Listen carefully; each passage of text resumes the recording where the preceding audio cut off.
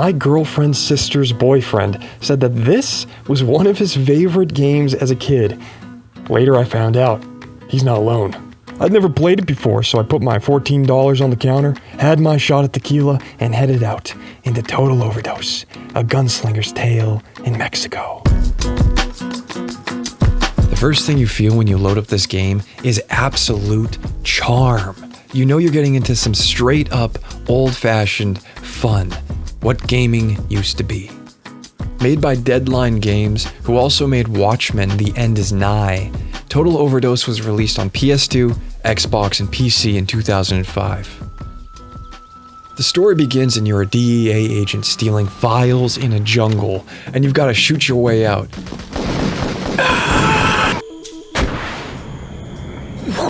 Not me! You make it to the getaway plane, and then you are thrown out by a fellow DEA agent and killed. Papa Muerte thanks you for your hard work. Cut to Tommy, the son of the guy who got thrown out of the plane. He says his father was killed by a rogue agent, and his murder was framed as a drug overdose. Your father's death came as a shock to all of us. But to accuse another agent is a serious allegation. You better have something to back this up. How does Tommy know this? Well, he says he befriended a guy named Marco the Rat, who says Cesar Morales bragged about knowing the truth of his father's death. So he goes to find out. Ass kicking ensues. Oh, here we go. Bomb, bomb, bomb, bomb, bomb, bomb. I'll beat you to death this one. Beat you to get down. You can't outrun the rake. The rake's coming to get you. You can't stop this. But a grenade seriously injures Tommy. So Tommy gets his twin brother, Ramiro, out of prison to take on the job of finding out who murdered their father. Let my idiotic brother out of jail in exchange for him taking my place as an undercover agent. This premise is like an old school film, and the game parodies the vibe of the Mexico trilogy by Robert Rodriguez, but to call it a parody doesn't do Total Overdose justice, because Total Overdose has its own secret weapon: charm. Ugh, those farm idiots, never happy. They wanted you to do more favors, but I said no. And finally, I got this belleza for you, amigo. You're kidding. This is what you got me? Don't sound so disappointed. This baby can do 80 knots, homeboy. Even you won't need to go that fast. Well, I'll be the judge of that. Listen, amigo. You need to make him talk, not make him silent. So try to get in and out unnoticed.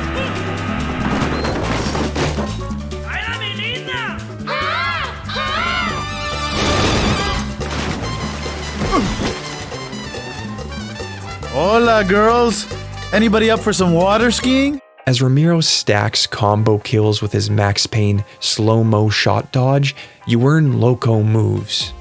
These special abilities include the Golden Gun. Golden gun. Golden gun. Obviously from N64's Golden Eye, and you get the funniest expression on these guys' faces. Golden gun. Then there's Tornado, which shoots everything in the immediate area. Chickens, cars, bad guys phasing through each other, the same car again. El Toro is my favorite speedrunning tool, and you become essentially Rhino from Spider-Man, and you're immune from damage. It's so much fun.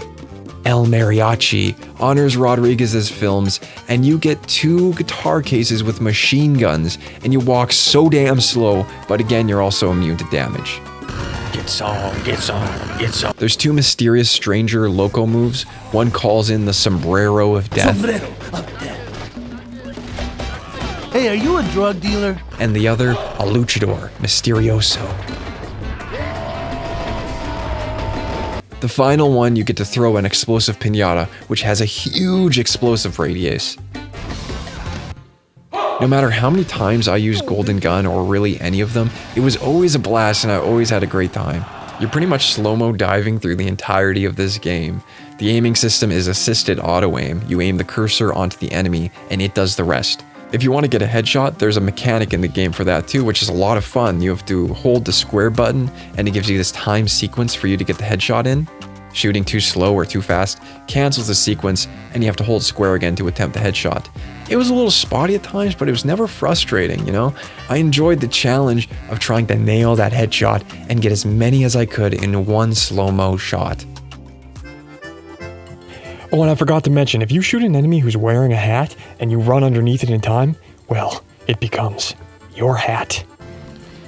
Oh, catch that? Yes, fan cap catch. Now, there are a lot of problems with this game, big problems that I'll get into in a minute, and then I'll explain why they're all easily forgotten and it washes away as soon as you hear the incredible soundtrack and how they implement it throughout the game. It's such a big part of Total Overdose and a big reason of why this game kicks ass. The title sequence alone sets the tone. In story missions and cutscenes, different tracks will play, and the music is just so damn good. All the Virgilio kingpins are meeting at El Macho Bar. I'm guessing high on the agenda is how to kill Cesar Morales. He's only one man. Come on, let's finish him.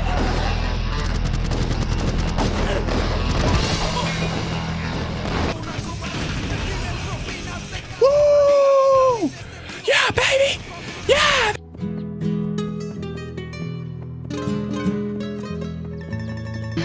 The power of music is masterfully used in this game.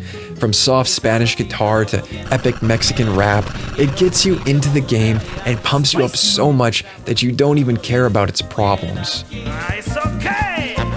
But twice in the game, it bugged out so I couldn't shoot. No matter what I did, I could not fix it. The save itself was corrupted, so I had to go back to an older save. The AI isn't incredible. In one mission, the guy I have to protect stands inside a burning car until he dies. So much for Mexican hospitality. The bosses kind of just run in circles, and sometimes it feels like normal NPCs have boss-level health.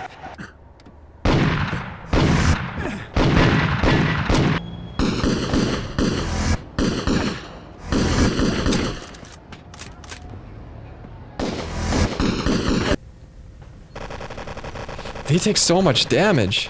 There we go. That was another problem. The health system was frustrating, as you only get it by finding the floating health icons or by earning it through combo kills, which is fine, but there was an ammo problem on top of that. I always found myself running out of ammo, and sometimes in a boss battle, I'd only have a machete, praying that the game would give me another weapon. Because there's no ammunition or gun store, you only get your weapons in the game from enemies. So the AI's health, combined with the lack of ammo, made for some interesting scrambles, being caught with low health myself and only a machete. I think they put rewinds in the game later in development. They must have had it after playtesting, I'm just theorizing, because after you hit a rewind, you are immune for like 3 seconds after. So it really gives you that extra boost and a chance to fight your way back to being properly armed. I loved using the Prince of Persia rewinds as my no fall damage perk. The car handling? It's pretty brutal. It's really sensitive, and when you drift at a certain point of the drift, the game kind of pulls your car. It feels like a magnet is pulling your car into the map. Another thing I didn't love was the save system. Outside of the autosaves in GTA, you know, where you can save your game at your safe houses, you can do so in your own time and you know where that is. While in Total Overdose, the saves are randomly placed in the level, so you never really know where the next save is. And I guess it's not a problem, but it's definitely quirky, and I didn't love running to save my game in the middle of combat or an epic scene. It kind of broke up the flow a bit. The environments aren't close to as good as Grand Theft Auto, but there are some cool areas like this jungle level that you have to go back to in the game, and the different districts within it give it different setting and vibe. But it kind of sucks how you have to load into each different district every time you enter. It's not one giant open world. If you want to go to the junkyard, you have to load into it. Traversing their open world is not Total Overdose's strong suit. The minimap doesn't show streets, it's just this blank dealio. I learned about halfway through the game that you can just fast travel to the next mission, so I entirely bypassed exploring districts. There's really no big pull to do so, besides picking up collectibles and running havoc on the city, as there's no police in the game. You run the city, you do what you want. I did like the Day of the Dead mode that you find randomly in the city. The first time I ran into it, I had no clue what was going on, and it's like this zombie survival mode, except the zombies have guns. By the time this released, we had GTA Vice City and San Andreas, a lot of other great open world games too, so I think that's why Total Overdose had some and has some understandable critique there. The environments were pretty bland, and I didn't really love the endless loading screens, but as soon as I was out of one, the music played, and I went straight back into the action, and I was having fun instantly. It's pretty wild that despite all of its issues, that everyone still remembers this game fondly. And it's not a nostalgia trip. I just played it for the first time and I had a blast despite its problems. And that's because Total Overdose is unpretentious and fun in the purest sense. Every move you do has a name to it. The evil elbow, Widowmaker when you hit somebody in the balls, Burn a Nation. Burn the nation! And of course, the best one, Spicy Move. Spicy move! Everything is stylized perfectly.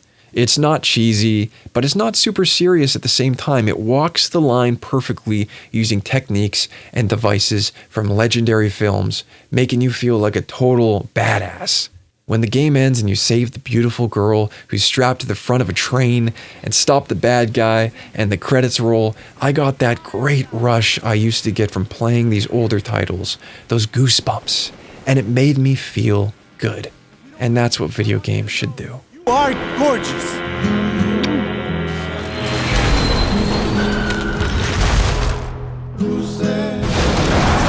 And if we do make it, forget I ever did that. Gracias, Ramito. That was breathtaking. I didn't know you had it in you. Risky, but very exciting. What, the jump or? Both. Idiota.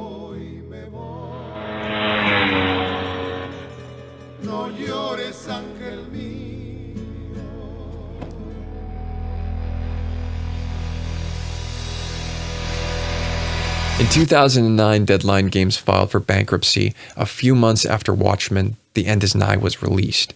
They had 4 titles planned, one called Faith in a 45, which would have been a Bonnie and Clyde-inspired game based in an alternative, steampunkish Great Depression world. You would follow Luke and Ruby, 2 outlaw lovers destined to go down in history. It would have had online and offline co-op as you travel across America robbing banks and outrunning the law. Another game they had planned was Killing Pablo Escobar based off the book. They had a playable prototype, and I imagine it would have been a lot like Narco. Before they went bankrupt, Deadline Games made a PSP remake of Total Overdose, a sort of reimagining with a slightly different story that's even more batshit crazy, and it was received well. Lastly, an official sequel was planned called Total Overdose 2, Tequila Gunrise, but the publishers, Eidos, canceled it. I think that Deadline Games was tight for cash, because in certain moments of Total Overdose where you think you'd be able to do something unique, like parachuting into the jungle or disarming a bomb, just became a part of the cutscene, whereas other games would have had a playable sequence. They also got additional voice acting from a lot of the game programmers. For a studio as small as Deadline Games, I think that their project is a true accomplishment in the history of this art form, because the true success of Total Overdose is really felt well over a decade later, and it's remembered fondly. A time when video game stories weren't cringe, and when they weren't afraid to have fun. This Mexican Max Payne GTA game, as people like to refer to it as, has something that modern day video games are just missing. It felt as if this game constantly was pushing me to have fun, giving me cars to crash, plenty of zip lines. A lot of people even say it's more fun than GTA, and I think that's because Total Overdose has charm. In the words of the great Ramiro Cruz, Spicy Move. Spicy move! If you like this video, come say hi to me on Twitter. Anyway, I got some working out to do with my fitness coaches, who are very beautiful. Yeah, once I get strong enough, I'm thinking I could lift a semi-truck over my head. God damn, my life is perfect. Oh my lord. Oh my... No, don't drink that, I shit in it. Namaste, Grimm Gang, and stay warrior, baby. I gotta go, but I'm gonna leave you here with this badass video. Felicity's doing back rubs and Tricity's making her famous yogurts.